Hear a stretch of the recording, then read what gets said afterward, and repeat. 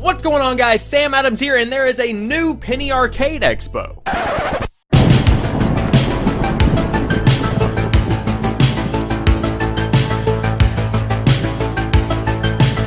So for those that do not know what the Penny Arcade Expo or PAX actually is, it's pretty much just a big celebration of everything gaming. Pretty much back in 2004, a couple of guys really wanted a convention that was centered around gaming itself rather than having comic books paired with games, movies paired with games. They just wanted a gaming convention, thus PAX was born. At PAX itself, there is a big keynote from an industry insider, and on top of that, you do get your kind of E3 vibe, if you will, from displays that are being put on by developers and publishers for some upcoming games, but more so than that, there is just this vibe of loving gaming. There are concerts that are put on that are centric to gaming. There are tournaments that are put on for both old and new games, and on top of that, there are tons of games just to be played there on the show floor. It's pretty much that convention vibe where you're seeing what's coming out, coupled with people that are just passionate about the experience of playing a game. In the past, tabletop gaming has been at PAX, but it's never really been the forefront, the spotlight, so to speak. It's always been kind of an addition to the electronic stuff that a lot of people focus on.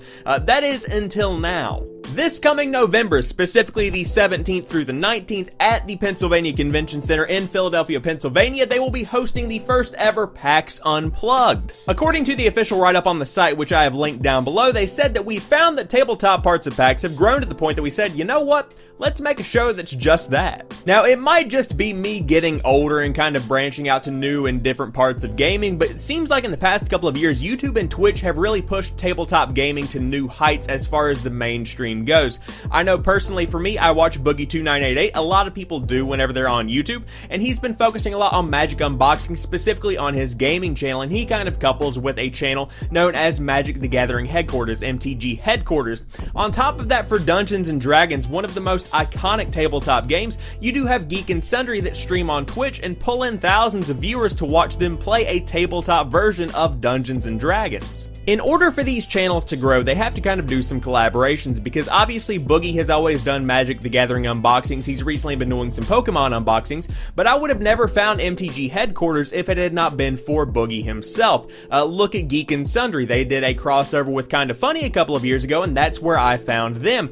And otherwise, I probably never would have watched Dungeons and Dragons on Twitch. That just isn't something that I would normally do, but I'm entertained by the personalities themselves. So not only is their brand growing, and they also gained a fan and many fans, I assume, but I'm also interested in a new kind of game, specifically a tabletop game, which I never would have looked at otherwise. On top of that, tabletop games are kind of reaching into a new zone by going electronic, if you will, because games like Hearthstone are available on iPad, on iPhone, on Android. A lot of people can play that, and it's kind of like the gateway drug into tabletop gaming. We also have games like Gwent from The Witcher that incorporate a card game into something that is completely and totally different from anything that would be considered a tabletop gaming simulator.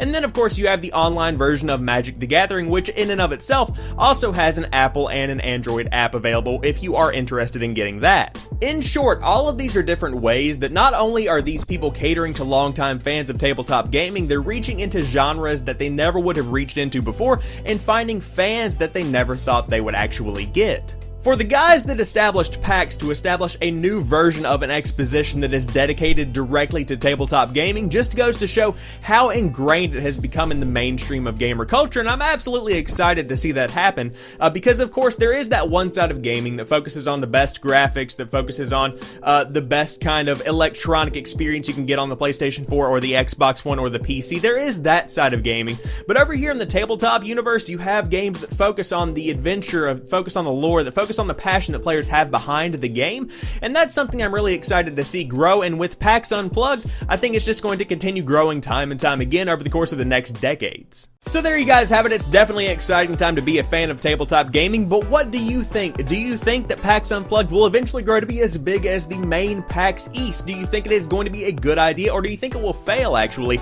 Let me know what you think in the comments section down below, and if you happen to be new here, I do appreciate you being here, and you can check out some of my other content that I upload throughout the week, and of course, the Twitch channel is linked down below. But as for right now, I want to thank each and every one of you guys for watching this particular video. I'll talk to you soon. Peace.